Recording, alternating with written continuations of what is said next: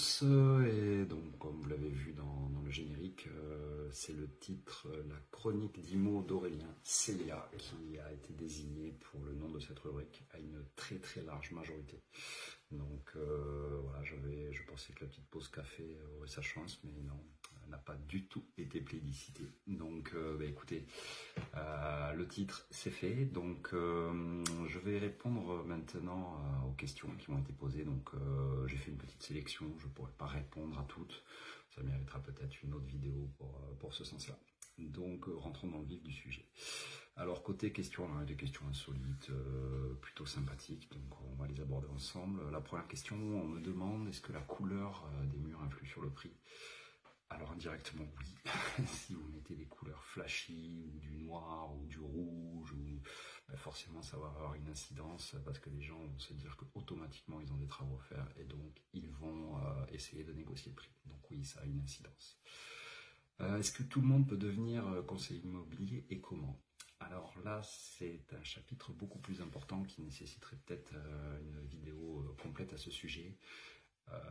Ce que je peux dire en résumé, c'est qu'en théorie, oui, tout le monde peut devenir conseiller immobilier, la formation est ouverte à tout le monde. Par contre, est-ce que tout le monde a les prérequis pour travailler et performer dans ce domaine? Là, c'est une autre question. Je dirais qu'il faut quand même avoir les nerfs solides, les reins solides aussi pour faire face au début d'activité qui est très compliqué. Mais par contre, ça c'est un élément au cas par cas. Il faut être honnête, il faut dire les bons côtés et les côtés plus compliqués à gérer. Il faut en avoir conscience. Et tout le monde peut se lancer dans ce domaine, mais par contre, il faut être averti. Donc ça c'est quelque chose, bien sûr, si vous voulez plus d'informations, n'hésitez pas à me contacter, je me ferai un plaisir d'avoir un entretien avec vous, téléphonique, physique, autour d'un café, peu importe, mais en tout cas, on le regardera ensemble. Quelle est la visite la plus insolite que j'ai faite? Alors,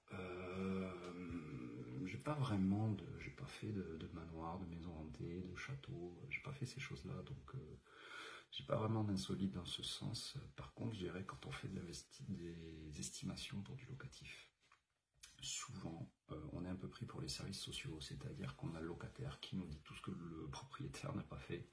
Donc là, dans ce sens, c'est un peu insolite, et puis on est obligé de recadrer, on va dire non mais là, on est là, nous, pour évaluer le bien, et pas pour évaluer les conditions de la location. Donc ouais, dans ce sens-là, c'est un petit peu insolite. On me demande aussi, serait-il possible d'avoir plus de coulisses de la vie d'un conseiller immobilier?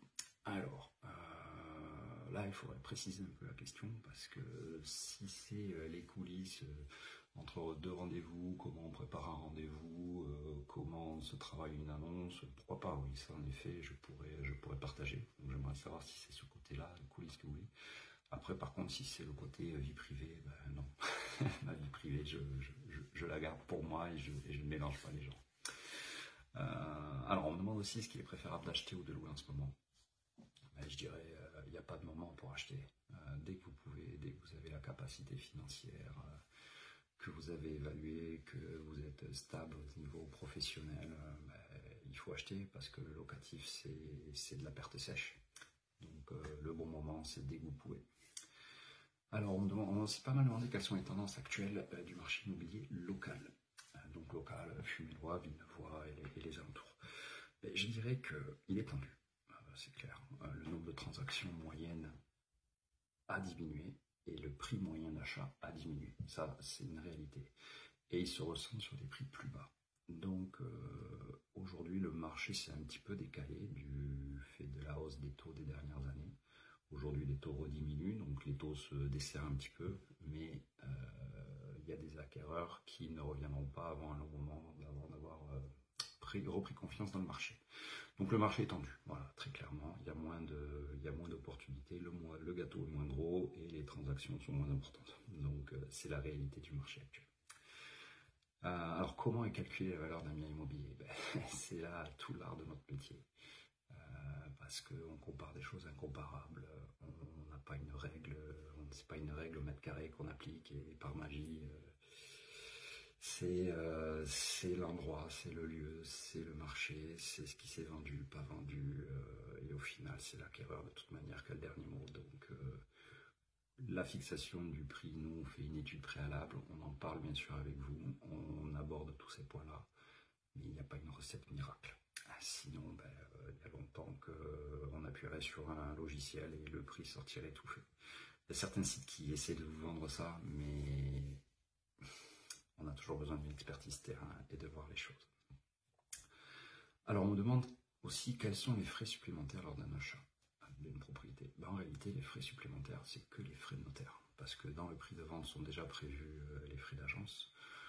Donc c'est les frais de notaire et diverses taxes. Mais vous n'avez pas plus à débourser que cette partie-là. Il faut bien comprendre que dans les frais de notaire, c'est énormément de taxes. Alors, question un peu plus insolite, on me demande si on peut négocier le prix d'une maison hantée. Alors, c'est drôle et pas drôle à la fois. Il faut savoir que nous, si vous avez connaissance que la maison est hantée, on doit avertir les acquéreurs. On a un devoir de transparence par rapport à toute information qui nous est transcrite. Donc, ça peut avoir une incidence sur le prix, très clairement. Bon, après, il faut pouvoir le prouver, c'est autre chose.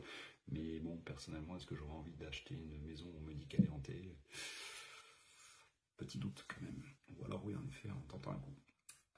On me demande aussi que faire si mon bien ne se vend pas assez rapidement. Vous savez, en immobilier, il n'y a que 2 variables d'ajustement. On baisse le prix, on fait des travaux. En sachant que quand on fait des travaux, on n'est pas sûr de récupérer la mise. Donc, généralement, on baisse le prix. Alors après, on a d'autres stratégies, bien sûr, ça on l'aborde au cas par cas. Mais les 2 vraies variables restent celles-là. Et enfin, on me demande combien de temps dure une transaction immobilière. Donc là, en ce moment, je dirais on est plutôt à 120 jours, à peu près de délai moyen. Donc c'est correct. Pendant le Covid, c'était très rapide, on était presque tombé à 45 jours. Donc là, c'était fou. Mais là, on est plutôt sur cette période de 4 mois. Voilà. Donc ce qu'il faut vous dire, c'est que si en 4 mois, vous n'avez pas une offre concrète, et on a un problème parce que le marché est quand même plutôt dans ce niveau-là. Voilà. Écoutez, voilà, c'était mon premier épisode de cette rubrique, la chronique Immo dorée. J'espère que ça vous a plu. N'hésitez pas à me faire part de vos remarques, de vos commentaires, de suggestions pour la prochaine chronique de la semaine prochaine. J'essaierai d'y répondre au mieux. Je vous avoue que c'est un exercice pas évident. J'ai décidé de le tourner dans ces conditions de direct. Voilà, donc je ne retoucherai pas la vidéo, ce sera du spontané. Et ça peut entraîner quelques petits loupés, mais bon, ça fera la partie authentique. Mais écoutez, je vous souhaite une très bonne journée. Cette semaine, c'est un peu long. Je ferai en sorte que ce soit plus court pour les prochaines, mais je suis encore en plein réglage à ce niveau-là. Voilà, très bonne journée à tout le monde et je vous dis à très bientôt.